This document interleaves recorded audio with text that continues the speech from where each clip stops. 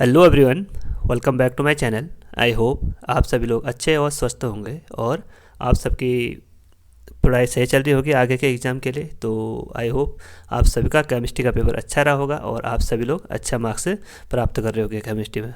तो आज हम डिस्कस करेंगे सीबीएसई के केमिस्ट्री पेपर में जो न्यूमेरिकल क्वेश्चन आए थे फिजिकल केमिस्ट्री में से, उन सबको आज के लेक्चर में हम डिस्कस करेंगे। तो यहाँ पे सबसे फर्स्ट क्वेश्चन है, इसान automobile radiator is filled with 1 kg of water. ठीक है, उसने उसमें 1 kg ऑफ वाटर को फिल किया। ठीक, उसके बाद यहाँ पे कर रहा देखो, how many gram of ethylene glycol, यानी इथाइलिन ग्लाइकोल का कितना ग्राम यहाँ पे उसमें ऐड करें। ठीक, और वहाँ पे हमको जो सॉल्यूशन का फ्रीजिंग पॉइंट दिया गया है वो कितना लोअर हो गया, कितना कम हुआ यानी फ्रीज हो गया, उसकी वैल्यू भी यहाँ पे हमको दी गई है। उसके बाद यहाँ पे केएफ ऑफ द वाटर, यानी जो वाटर के लिए केएफ की वैल्यू वो भी दी गई है। यानी जो हमारा क्वेश्चन है ये क्वेश्चन रिलेटेड है हमारा फ्रीजिंग पॉइंट कोलिगेटिव प्रॉपर्टी से। कोलिगेटिव प्रॉपर्टी का कौन सा वाला, जिसमें हम पढ़ते हैं डिप्रेशन इन फ्रीजिंग पॉइंट। तो उसका फॉर्मूला क्या था हमारा, delta T F is equal to I K F into M. यहाँ पे एम क्या रिप्रेजेंट करता है, मोलेलिटी।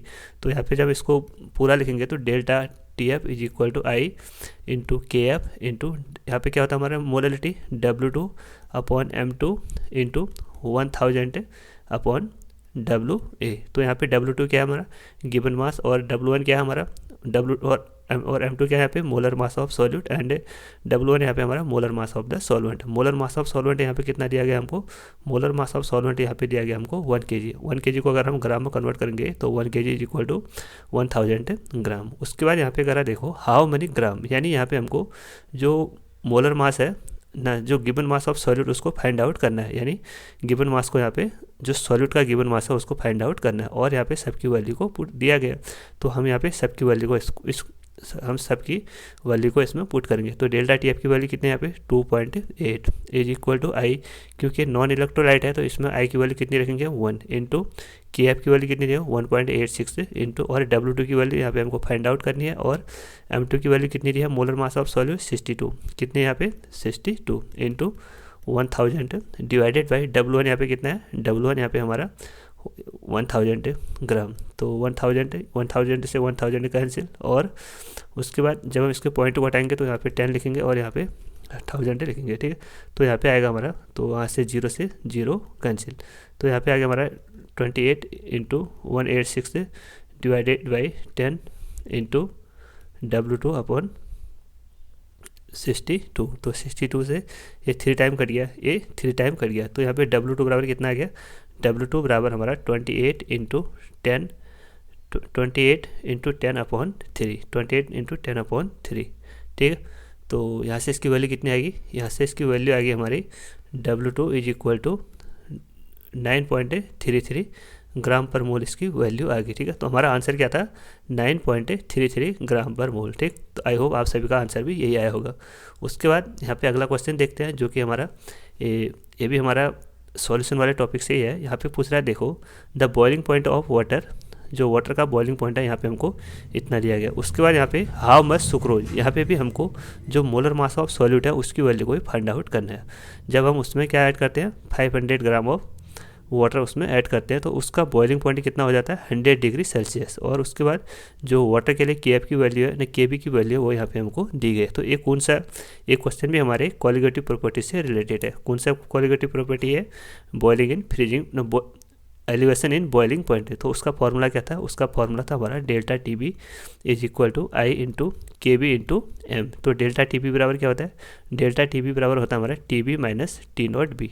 डेल्टा टी बी, यहाँ पे टी बी क्या है boiling point of the solution, और टी नॉट बी क्या है boiling point of the solvent, is equal to i into K B into, इसको जब मोलरिटी को इसके ओपन फॉर्म में लिखेंगे तो W2 क्या है हमारा molar mass given mass of solute divided by molar mass of solute into 1000 divided by given mass of solvent, ये है W1। ठीक, उसके बाद यहाँ पे टी बी की वैल्यू कितनी दी है 100, टी बी की वैल्यू कितनी दी यहाँ पे 100 माइनस, और molar mass of boiling point of solvent कितना दिया गया यहाँ पे, बॉइलिंग पॉइंट ऑफ सॉल्वेंट दिया गया यहाँ पे 99.68 इज इक्वल टू, क्योंकि नॉन इलेक्ट्रोलाइट है तो इसकी आई की वैल्यू कितनी होगी हमारी 1।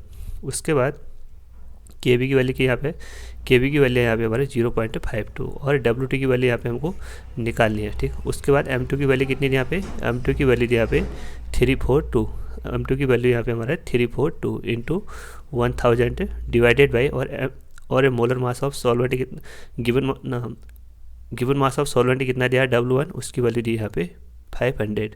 तो 500 से 2 टाइम कट गया, ठीक है। तो यहाँ से आगे हमारे जब इसको माइनस करेंगे तो इसकी वैल्यू आगे हमारे 0.32 into 0.52 into W2 upon 342 into 2। तो यहाँ से W2 की वैल्यू कितनी आ गई, W2 की वैल्यू आ गई यहाँ से हमारे 342 इंटू 0.32 अपॉन 0.52 इंटू 2, ठीक है। इस पॉइंट से ये पॉइंट कैंसिल और इस 2 से ये 60 टाइम कट जाएगा। तो जब हम इसको सॉल्व करेंगे तो इसकी वैल्यू कितनी आएगी, W2 की वैल्यू कितनी आएगी सुक्रोज की, उसकी वैल्यू आएगी हमारे 105.23 ग्राम पर मोल, ठीक है। आई होप आप सभी का आंसर भी यही आया होगा। उसके बाद यहाँ पे अगला क्वेश्चन डिस्कस करेंगे। अगला क्वेश्चन है यहाँ पे देखो यहाँ पे हमको ये सीधे एनसीईआरटी का क्वेश्चन आया है, इसमें हमको बताना है कि जो फर्स्ट ऑर्डर रिएक्शन है अगर हम उसको 99% है तो 99% में वो रिएक्शन क्या होता है हमारी ट्वाइस हो जाती है। कब, जब हम दूसरी रिएक्शन कितना लेते हैं 90%, जब वो रिएक्शन कंप्लीट हो जाती है। तो यहाँ पे हमको 2 इक्वेशन बनाने पड़ते हैं और उन दोनों को यहाँ पे इक्वल करना पड़ता है, ठीक है। तो यहाँ पे देखो सपोज तो हमारे इंटीग्रेटेड इक्वेशन क्या होता है हमारी K is equal to 2.303 upon T log A0 यानी initial concentration of the reactant into upon AT यानी final concentration of the reactant. जब हमारी रिएक्शन यहाँ पे 99% हो जाती है, तो 99% हो जाती है तो हमारा इनिशियल कंसंट्रेशन कितना होगा वहाँ पे 100, और अगर 99% होगी तो बचा कितना वहाँ पे, तो टोटल फाइनल कितना बचा 100 माइनस 99 यानी वहाँ पे टोटल कितना बचा हमारा 1। तो यहाँ पे T99 is equal to 2.303 upon K log initial concentration कितना है हमारा 100 और कितनी रिएक्शन कितनी कंप्लीट होगी 99%, तो बचा कितना 1। तो 1 बचा तो हम इसको लिखेंगे 2.303 अपॉन K लॉग ये क्या हो गया हमारा 10 की पावर 2, तो ये हो गया हमारा 10 की पावर 2। तो यहाँ से हो गया हमारा 2 इंटू 2.303 अपॉन K लॉग 2, ठीक है। ये हो गया हमारा इक्वेशन फर्स्ट है जब रिएक्शन 99% कंप्लीट होगी। जब और उसके बाद जब हमारी रिएक्शन 90% कंप्लीट होगी तो वहाँ पे रिएक्शन क्या होगी 2.303 अपॉन K लॉग, तो इनिशियल कंसंट्रेशन कितना होगा उसमें 100 और 90% रिएक्शन कंप्लीट होगी तो बचा कितना 10%, तो 0 से 0 कैंसिल। तो यहाँ से वैल्यू आ गई हमारी 2.303 upon K is equal to log 2। तो यहाँ पे देखो लॉग 2 की वैल्यू को यहाँ पे हम यहाँ पे पुट करेंगे, यहाँ पे भी कितना हमारा log 2 ही आ रहा है, ठीक। तो जब हम इसको यहाँ पे पुट करेंगे तो यहाँ पे क्या हमारा T90% तो यहाँ से कितना आ गया हमारा T99 is equal to 2 into T90%। तो यहाँ पे देखो जो T99 है वो किसका है T90% का दोगुना है यानी ट्वाइस है, ठीक। ये क्या हो गया हमारा प्रूव हो गया। उसके बाद इसमें एक क्वेश्चन और पूछा गया था जो ये हमारे इलेक्ट्रोकेमिस्ट्री से कंडक्टिविटी वाले पार्ट में से। यहाँ पे पूछ रहा है कि देखो the resistance of the conductivity cell a filled with 0.2 mm। उसका यहाँ पे हमको 2 सॉल्यूशन दिए गए हैं, उसमें से जो फर्स्ट है यानी जो फर्स्ट का रेजिस्टेंस है R1 उसका रेजिस्टेंस दिया गया यहाँ पे हमको 200 ओम, और जब उसका कंसनट्रेशन कितना है उसका, जब कंसनट्रेशन है उसका 0.2 मोल पर लीटर। उसके बाद कह रहा है if the resistance of the same cell, जब सेम सेल में जब हम 0.05 mol ऑफ KCl फील्ड करते हैं तो वहाँ पे उसका रेजिस्टेंस कितना आता है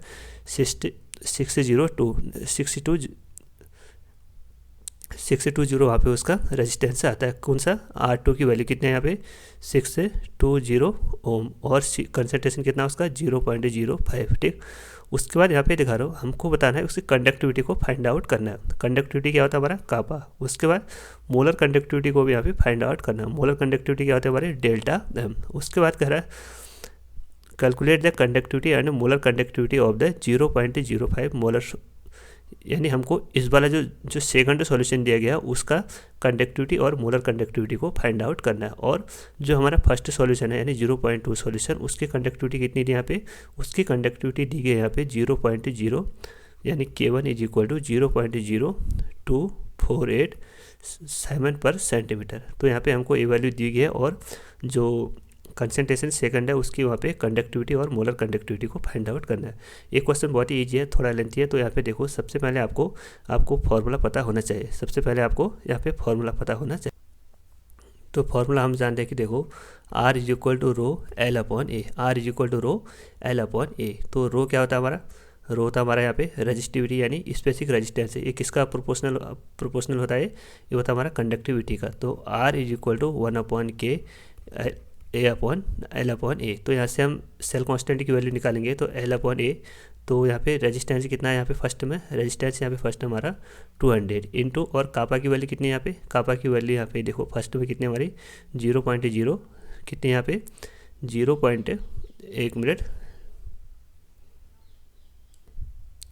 तो यहाँ पे K1 की वैल्यू कितनी है, यानी कापा की वैल्यू कितनी है यहाँ पे, कापा की वैल्यू यहाँ पे हमारे 0.0248। ठीक है, यहाँ से सेल कांस्टेंट की वैल्यू कितनी आ गई, यहाँ से सेल कांस्टेंट की वैल्यू आ गई, जब हम इसको कैलकुलेट करेंगे तो इसकी वैल्यू आ गई हमारी 4.96 पर सेंटीमीटर।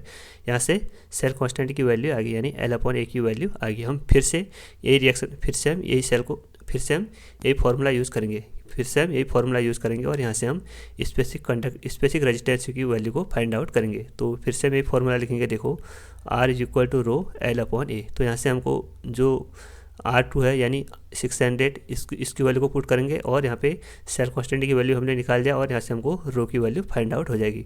तो यहाँ से हो गया हमारा रो इज इक्वल टू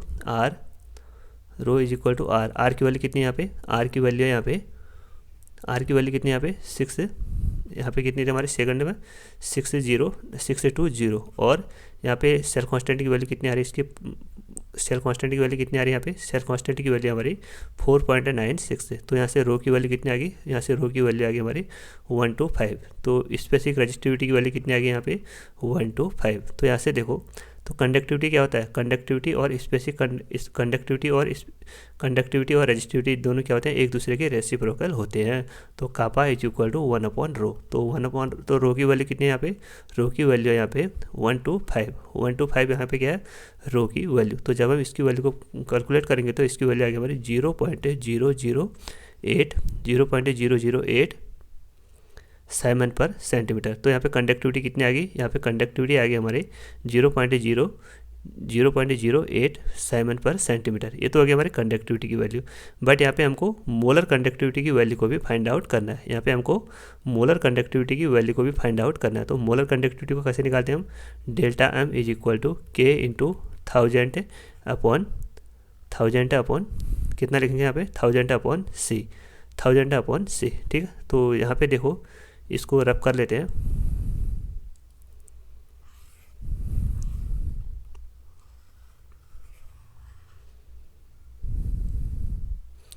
तो यहाँ से डेल्टा एम की वैल्यू क्या आ गई हमारी, delta M is equal to kappa की वैल्यू कितनी है हमारी 0.008 इंटू 1000 डिवाइडेड बाई, यहाँ पे कंसनट्रेशन कितना दिया गया, यहाँ पे कंसनट्रेशन है यहाँ पे हमारा 0.05। तो जब हम इसको कैलकुलेट करेंगे तो इसकी वैल्यू आ गई हमारी 160 साइमन सेंटीमीटर स्क्वायर पर मोल। तो ये हो गया इसका फाइनल आंसर। आई होप आप सभी का आंसर भी यही आया होगा। ठीक है, तो आइए अगला क्वेश्चन डिस्कस करते हैं। तो अगला क्वेश्चन जो हमारा इलेक्ट्रोकेमिस्ट्री से है, यहाँ पे डायरेक्ट हमको नेक्स्ट इक्वेशन लगाना है। तो नेक्स्ट इक्वेशन क्या होता है, E cell is equal to E not cell minus 0.059 n upon n log concentration of product divided by concentration of reactant. तो यहाँ पे देखो ई नॉट सेल की वैल्यू भी हमको कितनी दी गई यहाँ पे 1.05। और यहाँ पे देखो रिएक्शन, सबसे पहले हमको यहाँ पे एन की वैल्यू को फाइंड आउट करना है। तो एन क्या है यहाँ पे, नंबर ऑफ इलेक्ट्रॉन कितने ट्रांसफर हो रहे हैं। तो निकिल से यहाँ पे कितना जा रहा है हमारा, निकिल 2, यानी यहाँ पे 2 इलेक्ट्रॉन हमारे, एन की वैल्यू कितनी आ गई हमारी 2। और यहाँ पे देखो 2 AG से जैसे इसने 2 इलेक्ट्रॉन को एक्सेप्ट किया तो इसकी वैल्यू कितनी आ गई हमारी 2 AG आ गया यहाँ पे। ठीक है, तो यहाँ पे एन की वैल्यू कितनी आ रही है हमारी 2। और यहाँ पे जो प्रोडक्ट का कंसनट्रेशन है उसकी वैल्यू कितनी है यहाँ पे 0.1, और जो रिएक्टेंट है उसका कंसनट्रेशन कितनी है यहाँ पे 0.01। तो जब हम इसकी वैल्यू को इसमें पुट करेंगे, 1 मिनट, तो E cell is equal to E not cell की वैल्यू यहाँ पर है 1.05 माइनस, जब हम इसको कैलकुलेट करने के लिए हम इसकी वैल्यू को लिख सकते हैं 0.06 डिवाइडेड बाई 2 लॉग, यहाँ पे प्रोडक्ट की कंसनट्रेशन कितने हमारी 0.1। तो हम 0.1 को 10 की पावर -1 भी लिख सकते हैं। तो 10 की पावर -1 डिवाइडेड बाई, और रिएक्टेंट का कंसनट्रेशन कितना है यहाँ पे 0.01, तो इसको लिख सकते हैं हम 10 की पावर -2। तो यहाँ पे इसका स्टोइकोमेट्रिक कोएफिशिएंट 2 है, तो हम इसको 2 से स्क्वायर भी करेंगे। तो ये हो गया हमारे 10⁻² का स्क्वायर, ठीक है। तो यहाँ से वैल्यू आ गई हमारी 1.05 इंटू ये हो गया हमारे 0.03 लॉग 10⁻⁻1 और ये हो गया हमारा 10⁻⁻4। अगर ऊपर जाएगा तो कितना होगा 10⁻+4। तो यहाँ से आ गया हमारा 1.05 माइनस 0.03 इंटू 10 लॉग 10⁻3। तो 10⁻3 ये आगे आ जाएगा, तो हमको यहाँ पे मिलेगा 1.05 माइनस 0.03 इंटू 3 और लॉग 10 की वैल्यू कितनी होती है हमारी 1। तो यहाँ से हमारे ई सेल की वैल्यू आ गई हमारी 0.05 माइनस 0.09। तो यहाँ से ई सेल की वैल्यू कितनी आ गई हमारी, यहाँ से ई सेल की वैल्यू आ गई हमारी 0.096 वोल्ट। तो ये हो गया इसका फाइनल आंसर, ये हो गया इसका फाइनल आंसर, ठीक है। तो आई होप आप सबका आंसर भी यही आया होगा। उसके बाद यहाँ पे एक और क्वेश्चन है, a first order reaction take 40 minute for 75% decomposition and calculate rate constant. ये तो डायरेक्ट हमारा फॉर्मूला बेस्ड क्वेश्चन है। सबसे पहले हमको यहाँ पे इनिशियल कंसंट्रेशन हम कितना एज्यूम करते हैं किसी भी रिएक्शन में 100। तो इनिशियल कंसंट्रेशन अगर 100 है इसका, ठीक है, और उसके बाद कर रहे हैं 75% ये रिएक्शन कंप्लीट होगी। अगर 75% ये रिएक्शन कंप्लीट होगी तो बची कितनी 75। तो इसका फाइनल कंसंट्रेशन कितना हो गया हमारा 25। तो यहाँ पे हम डायरेक्ट इसका इंटीग्रेटेड रेट इक्वेशन लगाएंगे। तो K = 0.2303 upon T log initial concentration of product divided bye final concentration of product. तो यहाँ से यहाँ से 2.303 डिवाइडेड बाय 40, यहाँ पे टाइम कितना दिया है आपको 40 एंड लॉग और इनिशियल कंसंट्रेशन कितना है यहाँ पे 100 और फाइनल कंसंट्रेशन कितना है यहाँ पे 25। तो ये हो गया हमारा 4 टाइम। तो यहाँ से शॉर्ट करेंगे, देखो log 4। तो log 4 को हम शॉर्ट में कैसे लिख सकते हैं log 2⁻²। तो यहाँ से कितना आ गया हमारा 2 × log 2, कितना आ गया यहाँ पे 2 × log 2। तो यहाँ से सॉल्व करेंगे तो K = 2.303 40 × 2 × log 2 की वैल्यू कितनी होती है हमारी, log 2 की वैल्यू यहाँ पे क्वेश्चन में दिया गया है, देखो log 2 की वैल्यू होती है हमारी 0.30,